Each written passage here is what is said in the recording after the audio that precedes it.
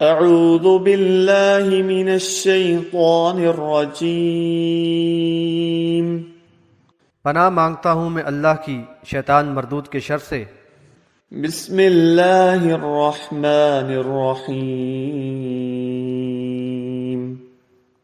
اللہ کے نام سے جو بڑا مہربان نہایت رحم فرمانے والا ہے۔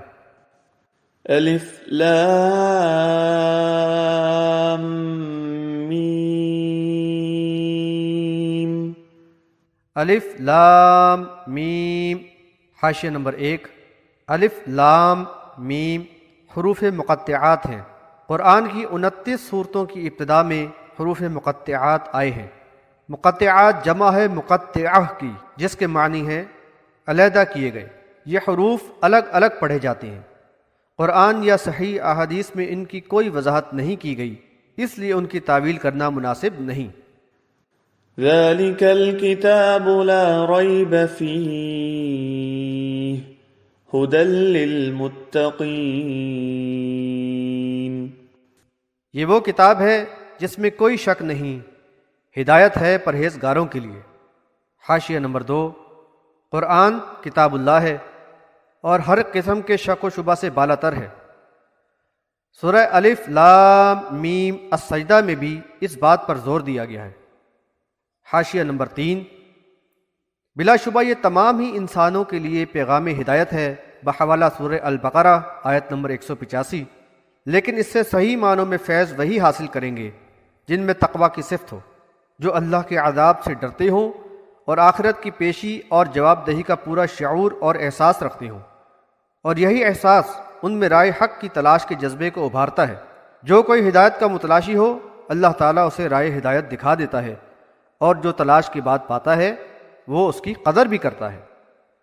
الذين يؤمنون بالغيب ويقيمون الصلاة ومما رزقناهم ينفقون، جو غیب پر ایمان لاتے ہیں اور صلاۃ قائم کرتے ہیں، اور جو رزق ہم نے انہیں دیا ہے اس میں سے خرچ کرتے ہیں۔ حاشیہ نمبر 4۔ اب رائے حق پانے والوں کی صفات کا ذکر ہے۔ سب سے پہلی بنیادی اور جوہری صفت ایمان بالغیب ہے۔ غیبی معاملات وہ ہیں جو ہمارے ادراک و حواس کی پہنچ سے باہر ہیں، مثلا وجود باری تعالی، ملائکہ اور جنت و جہنم وغیرہ۔ ان کا علم انبیاء علیہ السلام کو وحی کے ذریعے عطا کیا جاتا رہا، پھر ان کے ذریعے انسانوں کو حاصل ہوتا رہا۔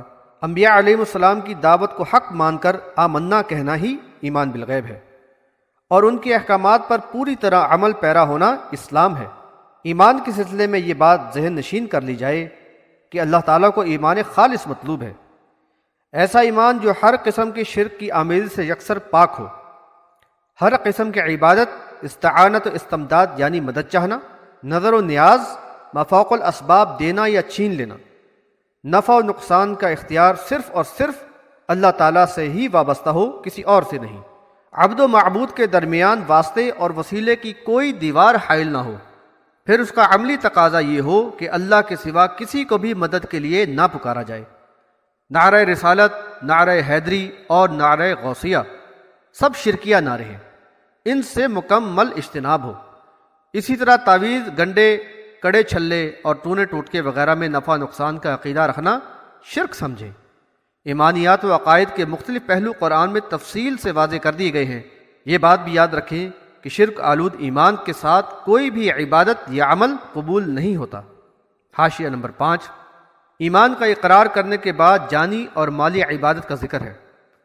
طہارت وغیرہ کی شرائط کے ساتھ صلاۃ مکتوبہ یعنی فرائض کی پابندی اور نوافل کے ذریعے اللہ سے قربت حاصل کرتے رہنا ایمان کے تقاضوں میں سے ہے۔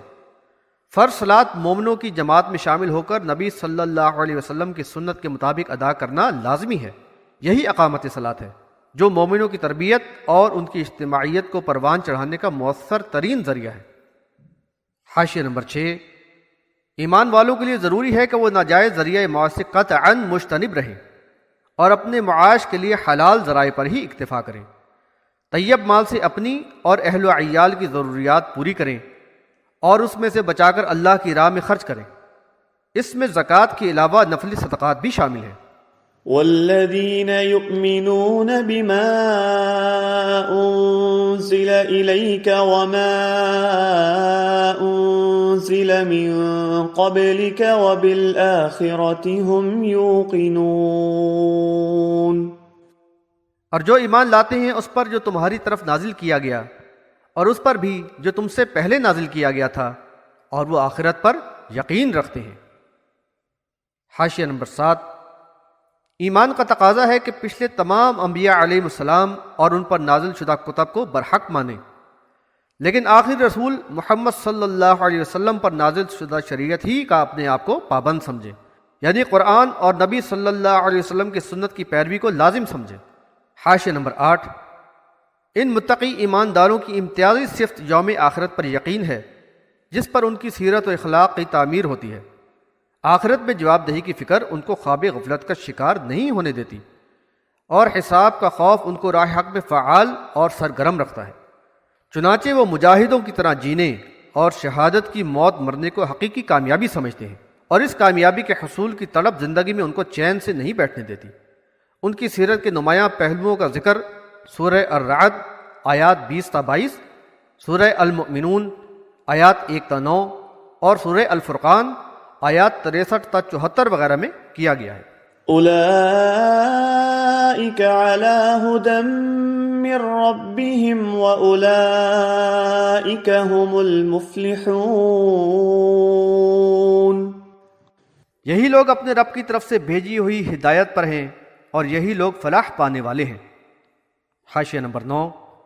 ایمان و تقوی سے پوری طرح آراستہ ان اوصاف کے حامل لوگ ہی حقیقی معنوں میں ہدایت یافتہ ہیں، اور انجام کار یہی فلاح یاب ہونے والے ہیں۔ ان الذين كفروا سواء عليهم أأنذرتهم ام لم تنذرهم لا يؤمنون۔ جن لوگوں نے کفر کیا ان کے لیے برابر ہے آپ انہیں ڈرائیں یا نہ ڈرائیں، یہ لوگ ایمان نہیں لائیں گے۔ حاشیہ نمبر 10۔ یہاں کفر کی روش اختیار کرنے والے بد نصیب گروہ کا ذکر ہے۔ دراصل ایمان لانے والے وہی لوگ ہوتے ہیں جن کے دلوں میں دین حق کے لیے تجسس ہو، جو حق کے متلاشی ہوں، اور کائنات کے مشاہدے نے ان کے دل میں آخرت کا احساس پیدا کر دیا ہو، بحوالہ سورہ آل عمران آیات 190 اور 191۔ ایسے لوگوں کے دلوں میں آخرت کی جواب دہی کا خوف ان میں تلاش حق کے جذبے کو ابھار دیتا ہے۔ چنانچہ دعوت حق جب دلائل سے بھرپور ربانی کلام کی شکل میں ان کے سامنے آتی ہے تو وہ اسے بلا جھجک قبول کر لیتے ہیں اور پوری طرح اس کا ساتھ دیتے ہیں۔ اس کے برعکس لذت کام و دہن کے رسیا خواہشات کے بندے بن کر دنیا کے رنگین و پر لطف ماحول میں سرمست و مگن اور یوم حساب سے غافل ہو کر دنیا کے مفادات حاصل کرنے میں ہی لگے رہتے ہیں، بحوالہ سورہ یونس آیت نمبر 7۔ وہ اس دعوت حق کی طرف رخ کرنا بھی گوارا نہیں کرتے، بلکہ آبائی تقلید اور اکابر پرستی ہی میں راضی اور مطمئن رہتے ہیں۔ ان کو یہ دعوت بڑی گراں گزرتی ہے، بحوالہ سورہ الشورى آیت نمبر 13۔ ختم اللہ علی قلوبہم وعلی سمعہم وعلی ابصارہم غشاوہ وَلَهُمْ عَذَابٌ عَظِيمٌ۔ اللہ نے ان کے دلوں اور کانوں پر مہر لگا دی ہے، اور ان کی آنکھوں پر پردہ ہے، اور ان کے لیے بڑا عذاب ہے۔ حاشیہ نمبر 11۔ نبی صلی اللہ علیہ وسلم کے دل میں شدید خواہش تھی کہ ان کی قوم کے لوگ ایمان لے آئیں، لیکن ان کے منفی رویے پر آپ صلی اللہ علیہ وسلم کو دلی تکلیف ہوتی تھی، لہذا نہایت ہی فصیح و بلیغ انداز میں بتایا گیا ہے کہ ان کے دلوں اور کانوں پر مہر لگا دی گئی ہے اور آنکھوں پر پردہ پڑ گیا ہے، پھر بھلا وہ آفاق و انفس کی کھلی نشانیاں کیوں کر دیکھیں گے جو ان کے دلوں میں رب ذوالجلال کی عظمت و کبریائی اور آخرت کے عذاب کا احساس پیدا کر دے۔ وہ یہ مدلل دعوت کیسے سنیں گے جو ان کے سوئے ہوئے ذہنوں کو جھنجھوڑے اور جگائے؟ ان کے قلب و ذہن پر تو دعوت حق کے داخل ہونے اور اس پر غور و فکر کا گویا دروازہ ہی بند ہو گیا ہے۔ اس لیے آپ صلی اللہ علیہ وسلم ان کے بارے میں فکر مند نہ ہوں۔ دراصل مقصد حیات یعنی بندگی رب کو فراموش کر کے انہوں نے اپنے آپ کو سخت عذاب کا حقدار بنا لیا ہے۔ بڑے ہی بد نصیب ہیں یہ عاقبت نا اندیش۔ یہاں اس آیت کا یہ مطلب نہ لیا جائے کہ کفار کے دلوں پر مہر ان کے کفر کا سبب بنی، بلکہ انہوں نے نفس پرستی، تعیش اور سہل انگاری کا شکار ہو کر اپنے آپ کو اس نعمت سے محروم کر لیا جو مقصد حیات کا شعور رکھنے والے سمجھدار لوگوں کی سعی و جہد کا انعام ہے۔ اللہ تعالیٰ نے تو سماعت و بصارت عطا کی، لیکن ان صلاحیتوں کو پیغام حق کو سننے اور حق کی نشانیاں دیکھنے کے لیے استعمال نہ کیا گیا۔ اللہ نے غور و فکر کرنے والا قلب و ذہن عنایت کیا اور حق و باطل میں فرق کرنے کی صلاحیت بھی عطا فرمائی، لیکن اس کو اس مقصد کے لیے استعمال ہی نہ کیا گیا۔ الغرض جب انہوں نے اس بربادی کے راستے ہی کو پسند کیا تو پھر راہ حق کی طرف بڑھنے کی توفیق ان سے سلب کر لی گئی۔